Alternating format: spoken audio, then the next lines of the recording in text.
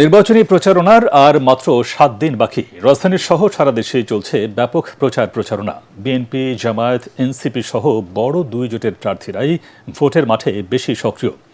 নির্বাচনে জয়ের ব্যাপারে আশাবাদী সব পক্ষই। আরও জানাচ্ছেন নিয়াজ আমার সজীব। নির্বাচনী প্রচারণায় সরগরম দেশের ৩০০টি সংসদীয় আসন। নানা প্রতিশ্রুতি নিয়ে প্রার্থীরা যাচ্ছেন ভোটারদের দুয়ারে, আর ভোটাররা চান কাঙ্ক্ষিত উন্নয়ন। বিএনপি প্রার্থী মোহাম্মদ কামরুল হুদা ও জামায়াতের প্রার্থী ডাক্তার সৈয়দ আবদুল্লাহ মোহাম্মদ তাহেরের প্রচারণায় সরগরম কুমিল্লা 11 আসন। যেহেতু আমরা হামলা করছি না, আমরা ধৈর্য ধারণ করছি। মাঠ তো আমরা ঘোলাটি করছি না, তারা ঘোলাটি করছে।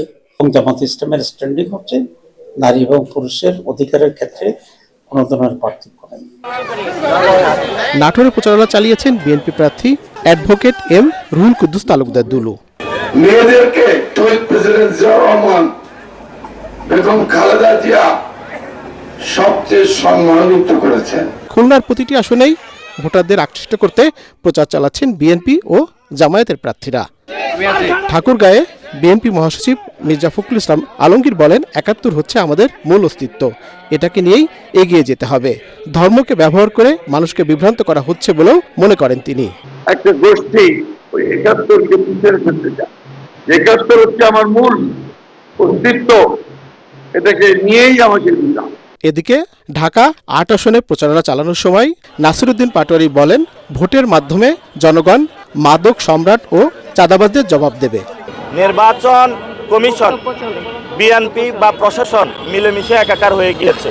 12 তারিখে যারা ইলেকশন ইঞ্জিনিয়ারিং চিন্তা করবে, কেন্দ্র দখলের চিন্তা করব, আমরা ঢাকা ৮ এবং পুরো বাংলাদেশের জনগণকে ঐক্যবদ্ধ হওয়ার জন্য আহ্বান জানাচ্ছি।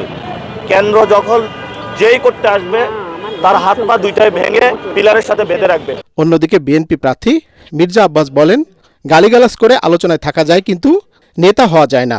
আমার অবস্থান বরাবরই চাঁদাবাজের বিরুদ্ধে, সন্ত্রাসের বিরুদ্ধে, মাদক ব্যবসায়ীদের বিরুদ্ধে। ঢাকা 19 আসনে বিএনপি প্রার্থী ডাক্তার দেওয়ান মোহাম্মদ সালাউদ্দিন বাবু ভোটারদের দ্বারে দ্বারে ঘুরে ভোট প্রার্থনা করছেন। নিয়াজ জামান সজীব, এটিএন বাংলা।